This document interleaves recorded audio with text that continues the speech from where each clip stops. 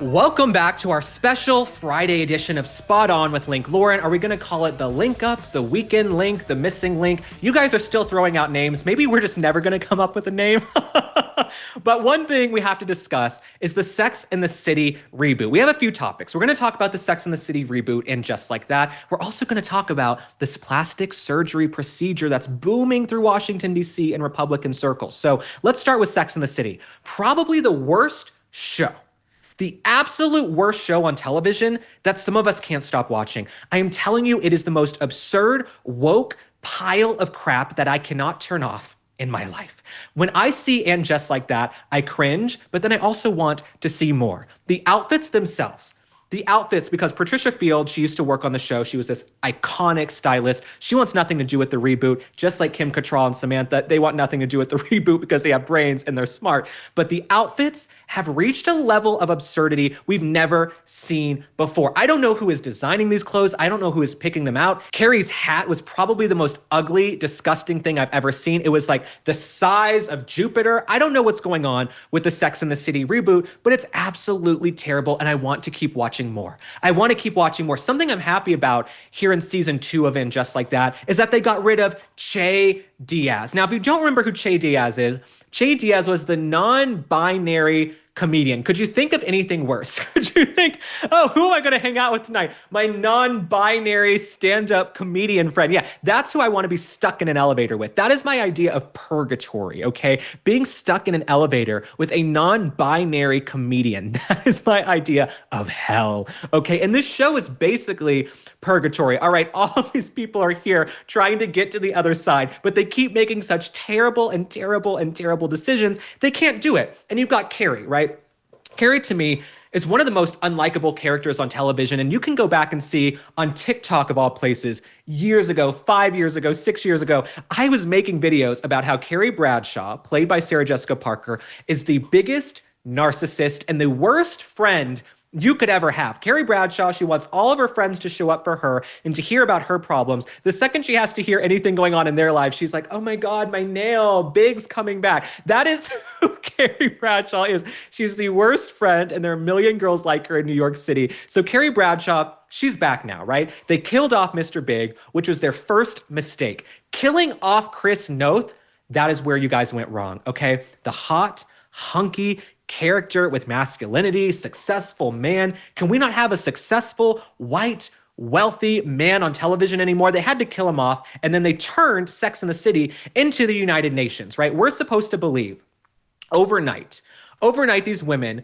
went from having all white friends to suddenly having Black, Asian, Latino, non-binary, they, them, Pan-African, running the whole gamut, right? We're supposed to believe that overnight, these women just woke up and, oh, we got the United Nations in here. I'm surprised they're not out supporting these rioters who are fighting the ICE raids right now. Maybe that'll be next season, right? They'll be protesting for Palestine.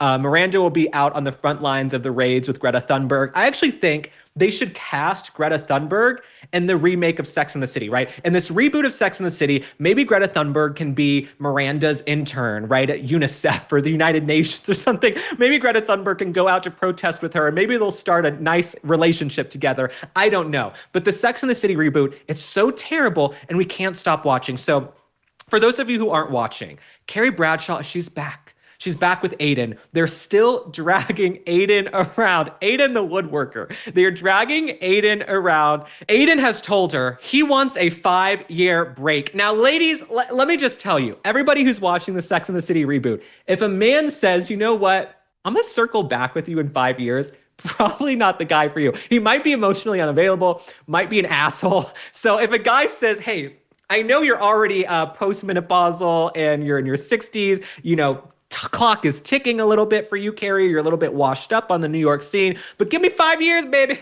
Give me 5 years and I will come back to you singing hallelujah. I'll be outside your window with a boombox, Carrie, in 5 years. So Carrie is still waiting around for this man. There are 8 million people in New York City, and she is waiting around for Aiden the woodworker in Virginia. And I, last night, because I was bored, not bored, but I wanted to do some research. I decided to look up flights between New York City and Virginia. Now, there are several airports in Virginia.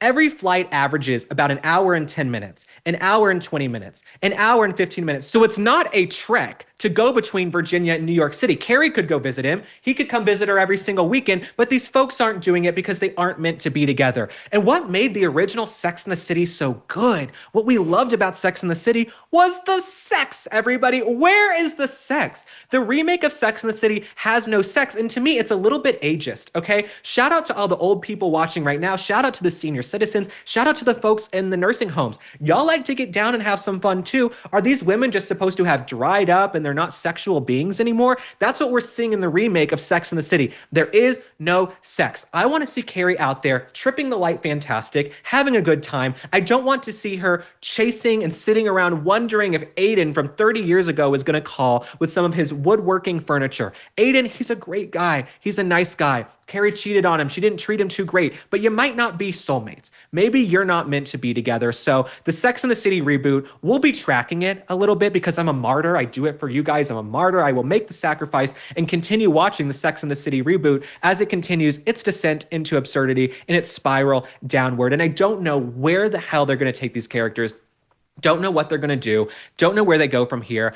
I would be shocked if there's another season. If there's another season of And Just Like That, I will be shocked because who wants to watch these rich, spoiled women run around New York City complaining about their problems with no romantic prospects, no sex, no sexy sex scenes. There are no hot guys. That's what we're dealing with the Sex and the City reboot. But we have to move on to something else that's just as important, and that is the plastic surgery procedure booming among Washington men. So this article has gone viral. It was in Politico.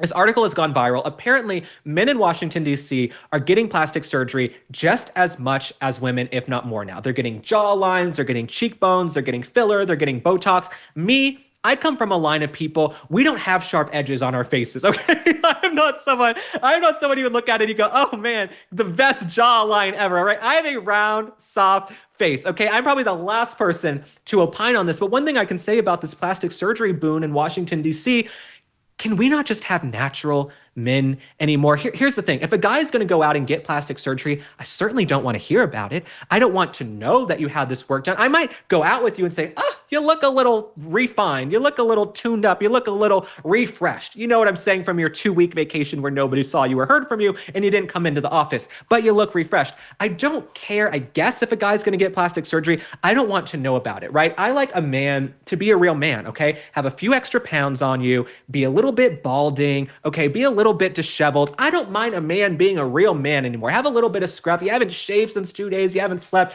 I don't want some guy with perfect jawline, perfect bone structure, with fillers and Botox and all of this plastic surgery that we're seeing now among men in Washington, D.C. And I have to say, I don't know if Washington, D.C. has the best plastic surgeons. Something I was taught a long time ago.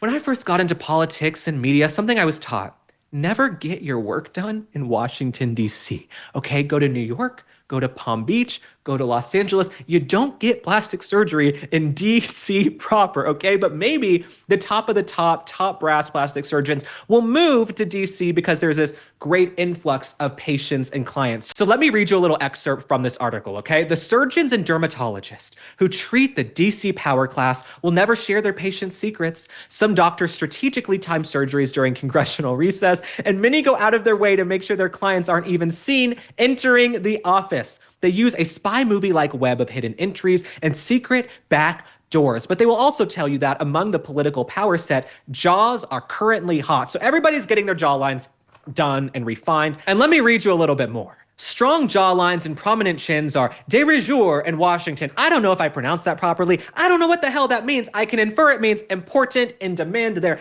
De rigueur in Washington, D.C. If you know how the hell to pronounce that, drop a comment below. So Dr. Tina Alster, a dermatologist, she treats high-profile patients at her K Street practice. She is the one who's discussing all of this in her article. And the one thing I want to say is this. Men You want to go get your surgeries, you want to get plastic surgery, go for it. Do what you want to do. Make sure you don't end up looking like Behind the Candelabra on HBO, the movie about Liberace. Make sure you don't come out looking like Ken Barbie. You don't look like you've been in a wind turbine, okay? I like for men to have some wrinkles, to have some lines, to have some bags under their eyes, to show me that you've lived, okay? I don't want to date and go out with some vegan, skinny, fit guy with Botox and filler in his face. Let men be men, okay? Where are the masculine men anymore, okay? There's nothing sexy about knowing that a guy got all this plastic surgery and got all these procedures. I don't want to know. I don't want to hear about it.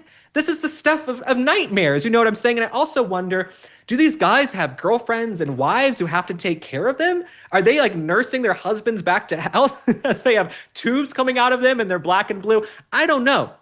I also think they're trying to keep up now with these high definition cameras, right? We're in a 24/7 social media news cycle. I think a lot of these guys, because Republicans are back in power, they're getting plastic surgery to look a little bit better on camera. But can we just have real men? Because I can see where you got injected with Botox and filler and Juvederm. I can see the guys who are doing Ozempic. Just be men, okay? Be men. And if you get plastic surgery, try not to let us know. Try to hide it a little bit because it's not very sexy. It's not sexy to see that a guy just had a total facelift, all right, and it looks like it needs to settle. Not very sexy. But like I said, women have been getting plastic surgery for years, and you should do whatever you want. But it is funny that there's this big boom of plastic surgery procedures in Washington, D.C., and we'll be tracking this. She has one more thing to say. She says, so many clients are seeking well-defined jaws, and this has more than doubled from about 20% to 50%. So everybody wants a strong jaw, okay? What about having a strong backbone? What about having some gumption, okay? I don't care about a guy's jaw if he's an asshole, okay? A guy could have a strong jaw, but a weak moral compass, and that is what I care about, okay? So all of you men out there, instead of focusing on getting strong jaws and all of these procedures, work on being strong individuals, and someone, a woman or a man would even want to go out with. But without further ado, we've got to move on and conclude this Friday edition of Spot On with Link Lauren. We discussed the Sex and the City reboot, which was terrible. Those women actually, they look like they could use a little plastic surgery too. Carrie Bradshaw's not looking great. And then we got these men in DC who are getting plastic surgery.